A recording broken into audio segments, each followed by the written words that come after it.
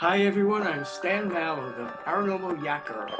My guest on today's show is author and paranormalist Tillie Treadwell. Tillie Treadwell, welcome to Paranormal Yacker.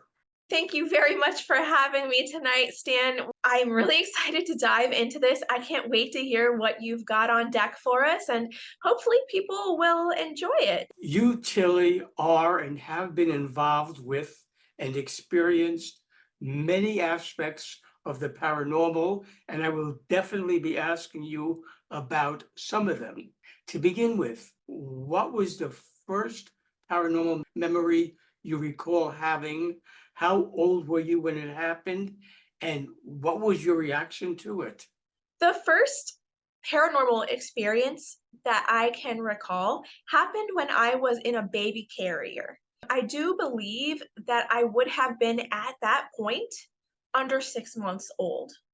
I was visiting a relative's house for one of the holidays around the calendar. I can't remember which, but I was a baby in the baby carrier and I was snuggled up, I remember specifically with a really pretty baby blue blanket.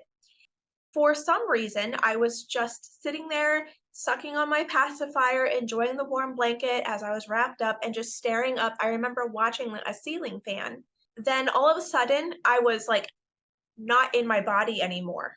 I was taken up immediately out of my body, and there was this massive, I call her a moon lady, but I don't know if she was a moon lady or if this was simply how she was choosing to present herself to me.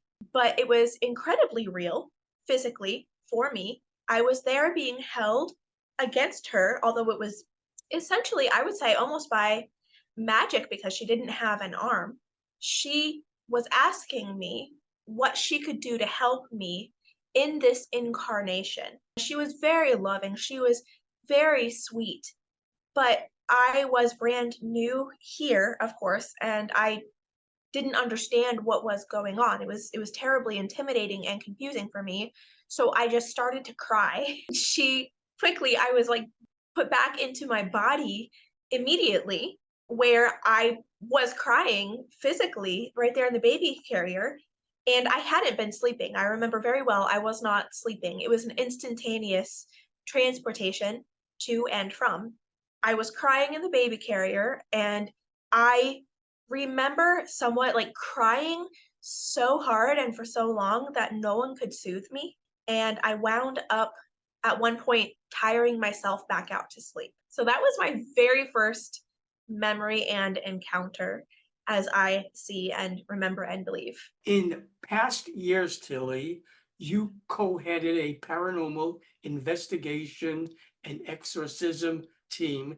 How did that relationship come about? And can you share one or two of those investigations?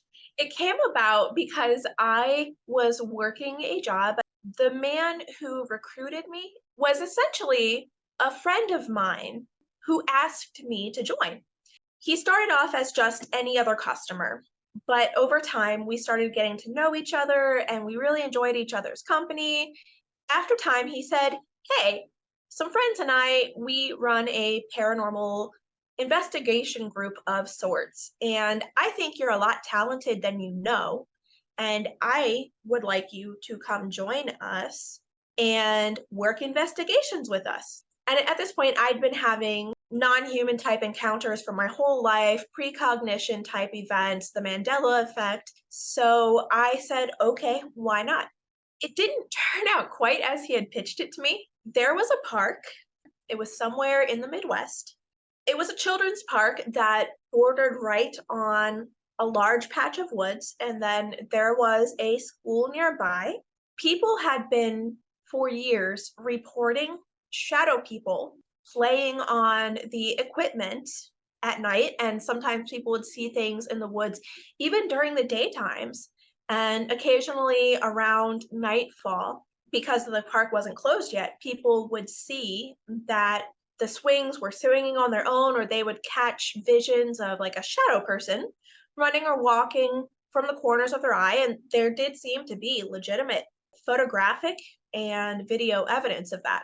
When we showed up, It was right around the golden hour going into the blue hour of the evening. The park is supposed to close at dusk. We got there shortly before, and I was doing my sweep of the area. First, I was sweeping the park area where all the playground equipment is, and my co-lead and the rest of the team who handle all of the equipment were just off to the side, just talking, taking base measurements, that kind of thing. I didn't pick up anything remotely negative or harmful in that area. I couldn't sense anyone trying to talk with me, as I've had a lot of non-human contact. Most of the time, if it's not a complete chaos type of person, non-human person, they'll talk with me. If they don't, then it's a completely different story, and those cases have been very rare, fortunately. But in this case, I didn't pick anything up there, so I moved to the edge of the woods where there were other things reported to have been seen. There were orbs, there were the shadow people, there were possibly some fae reported. There was a mishmash. I went over and was scanning the area, and I was lightly approached by a non-human person, and they asked me to get the rest of the team out of there so that we could talk privately. This is also a very common occurrence, especially I found the more averse a non-human person is to a person, it often has to do with religion. So we were talking, just the two of us, and they, I say they, by the way, because this person, although they presented pretty masculinely, said explicitly that they don't really have a gender or like a sex. As we were talking, I asked this person how they presented to human people around the area because they were concerned, they were afraid, and they explained how they did. But they showed me something even cooler. When I asked them how they would like to manifest here permanently if they could, they showed me essentially, you could say, a 3D projection of their own energy a little bit back in the woods, about 20 or so feet away. There was not this ball of energy anymore that kept shifting back and forth between slightly humanoid and a ball of energy. Now this person transformed into a very tall humanoid person with long, shaggy dark hair, massive antlers, huge, pointed, almond type eyes. They were very slender, very beautiful, but very, very exotic. I've never seen anything like that since. Incredibly pale skin, a very flat chest, and then interestingly, at the waist and going down, they had formed scales, like what you see classically mermaids depicted as. So they had formed scales that blended up into the humanoid type skin, which was very pale. The arms were extremely long, and then they had incredibly long fingers with very, very long pointed fingertips, very slim mouth, very small nose.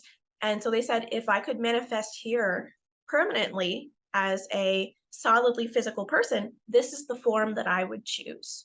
So that was one of the coolest cases I've ever worked. In the end, I was talking with this person. This person is essentially, some people could say, like an elemental or a forest guardian. We struck a deal where the playground and just like the trails through the woods that the school used for education during the daytime, from the end of the golden hour in the morning time until nightfall, the property all belongs to the human people. But between nightfall and the golden hour the next morning, that is strictly for the non-human people to enjoy the property without any type of interruption. And if that was interrupted, then unfortunately, whoever was invading that agreement would be facing whatever penalties the non-human spirits saw fit. And they wound up getting actually some good evidence from this case on the thermal camera and all of the other equipment that they were using, enough to go back and say, we believe that she is telling the truth, and we believe that this is a good deal, and relayed this information to the school. The school hired one of their janitors to come back specifically every single night right before dusk and lock the gate.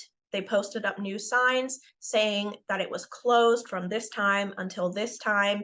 And then they had that same janitor, I believe at the time, come back and unlock it in the morning. That was case closed as far as I knew at the time and as far as I still know today. My husband and I, we love bonfires, and we have a small fire pit at the back of our cottage in our backyard. Every year, we have certain celebrations around the calendar year where we acknowledge and we celebrate the seasons themselves. So these are very different for us than, say, Christmas or Easter or 4th of July. These ones are only about the season and the season's goodness. So we were having our midsummer celebration in a sense, and we had the bonfire. We were roasting marshmallows, and we were just having a really good time being outside, stargazing. And the moon was up and brilliantly bright. All of the stars were visible. There wasn't a single cloud in the sky. All of the planets that were there, they were perfectly visible as well. We really enjoy bringing out our sky maps and sky safaris. And that is essentially what we were doing that night. We were just scanning the sky with our phones and having a good time. All of a sudden, though, I got this feeling that someone had just zoomed in on me. I've never had this feeling before. It came out of nowhere. It was very specific and it was intense. I got the feeling, though, that this wasn't likely going to be a negative encounter or someone out to get me or anything, that either it was someone who watches me specifically, or maybe it was someone brand new who was just curious about me. Maybe they had picked on my vibe. I got the urge just to say hello. This is, again, telepathically, though, and to acknowledge them being there and to say, you're most welcome to join us if you would like. I got a warm, content feeling back, and I felt compelled just instantaneously. Usually I wouldn't quite do it so spur of the moment, but it just occurred in my head to think, who is this or who are you? And I couldn't help myself. I was in such a relaxed state at that time. I got the intense, almost command, almost to look at Venus. Venus at that point was right in front of me, up over the tree line. I could see it very clearly. I looked right in front of my eyes. For a second, I thought that I was losing my marbles. It started slowly retracting its path in the sky back towards the tree line. I thought that for sure I was seeing things. So I pulled out my sky map, scanned the sky again, compared it. Nothing was moving on my phone. I asked my husband to do the same so that we could double check our phones. His was showing the very same thing, but he also was watching the movement in the sky, Venus retracting. He saw it as well. And we decided that we needed to move to the other side of the fire so that there's no possible heat wave interfering with our vision. We did. We looked again. It was still moving slowly backwards. We scanned again with our phones. Our phones showed no movement whatsoever.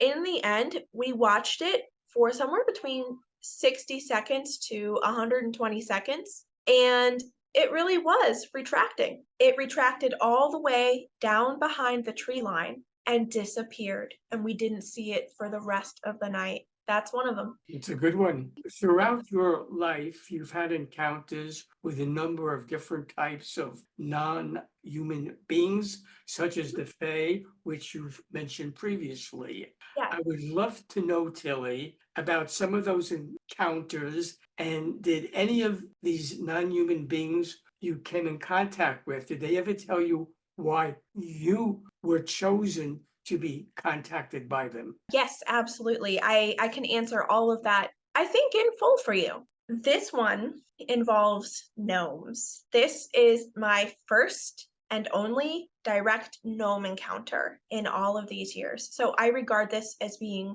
truly special. There was a sweet older lady back when I lived in the other state, which I had lived up in Ohio. So I was working all around Ohio at that point, and I had gained a fairly large and positive reputation. She found me through this grapevine. She asked me to come out to her house to see how she could improve her efforts to work with the fairy peoples that she swore were all around her home and her property, but that she just couldn't see or interact with yet. And she thought that she was doing something rather quite wrong. I got there, and the energy of the house was just lovely. It was honestly one of the nicest, most refreshing houses I'd ever been in. And not necessarily because it was big and fancy, but because it was elegantly, beautifully decorated. The energy was incredibly clean and light and bright, and it smelled wonderful. She herself was incredibly hygienic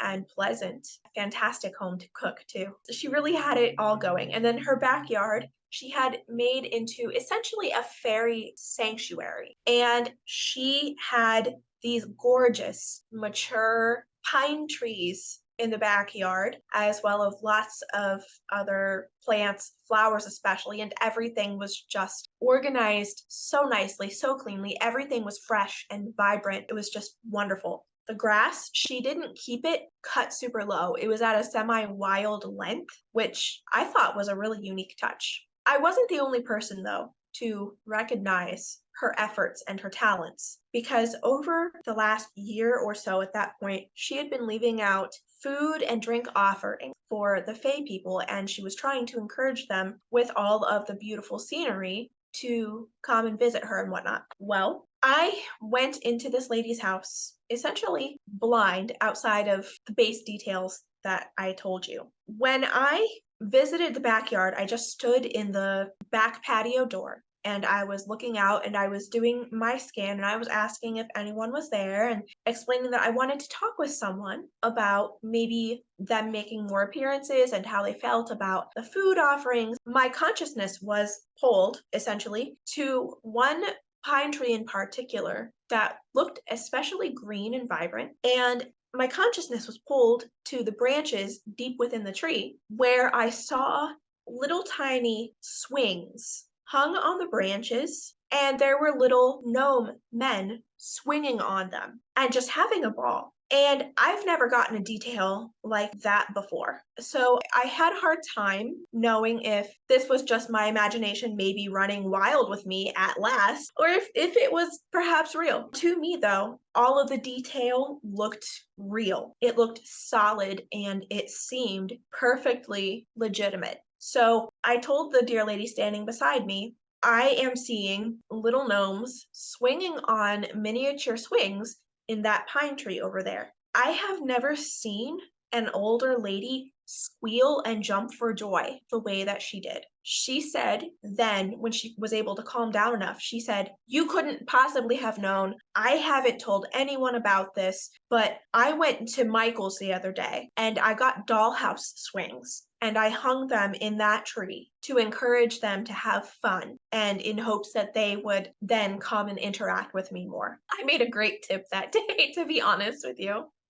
And I can't complain. And I'm glad that she was happy. It essentially came down to, though, the feedback being that she didn't have what human people would call second sight. That's no fault of her own. It can be developed over time in most people.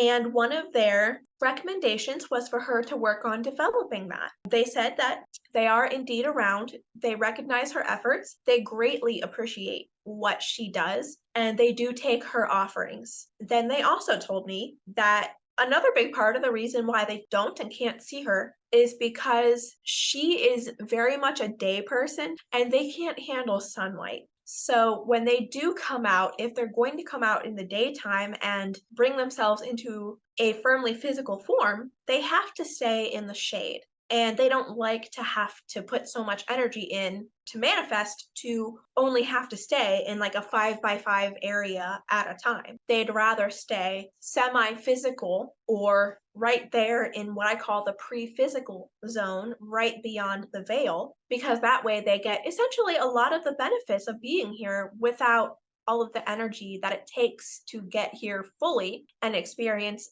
everything fully. In the end, I simply told her, keep it up. You're being consistent. You're being kind. Everything is perfectly clean here, inviting. They are happy. Work on these types of skills. And then also maybe get up earlier in the morning before the sun rises and stay up later at night. And of course, her husband wasn't too thrilled about that last part, but she was very grateful. And I hope that she's having a blast over there with her gnome friends. You've had odd glitches in time since childhood. Can you tell me about some of those time glitches? This one surprised me so much that I wrote about it in the book that I'm working on with Tim Swartz and Zontar Press and all of our friends over there. And if someone would like to hear all of the details, I would encourage them to please kindly buy our book and support our publishing house. Now the shameless plug is over.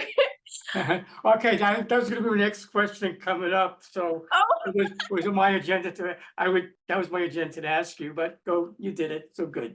Go ahead. synchronicities abound. This happened just this past year. I am recovering from some pretty gnarly physical illnesses and stuff. And one day I really was not doing well. I woke up in the morning, I had this pounding near a migraine, and I was nauseous and I just hurt everywhere. I had opened the bedroom door, come out. My cat, it was getting later in the day, she was screaming for her breakfast. I scooped her up. I went into the kitchen, looked at the time, put on a pot of coffee, then went into the bathroom, which is right across from the kitchen. And of course, I wasn't feeling well. I was able to see the stove from where I was perched and keep an eye on the time. There is no way that my coffee could have been done in the time that it was. But there was definitely missing time there. It was incredibly confusing, but it gets even cooler and even weirder.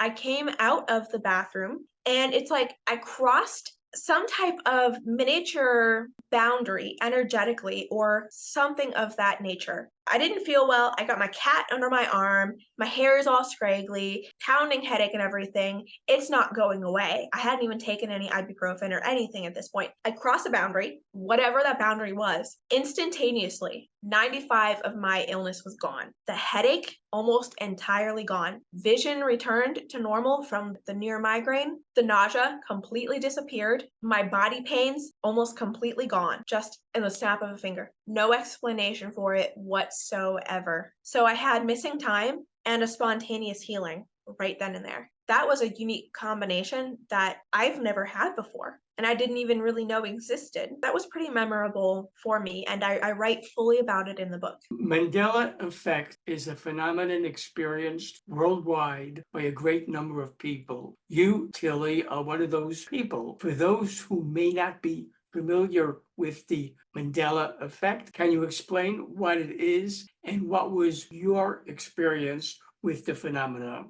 The Mandela effect is an effect that originally got its name supposedly via Fiona Broome in the early to mid 2000s, and it describes two seemingly opposite scenarios. A lot of people, like me, remember Nelson Mandela passing away in prison in the early part of, I want to say, 1991. If nothing else, it was in 1991. However, in this timeline, in this reality, he lived until, I believe, 2013. The funny thing is, though, over the years, there has been a lot of proof that people have found that shows that Nelson Mandela not only may have died in 1991, he also may have died in 2000, 2005, 2009, and then 2013. And this gets into the idea of people switching timelines, which I believe in 100%.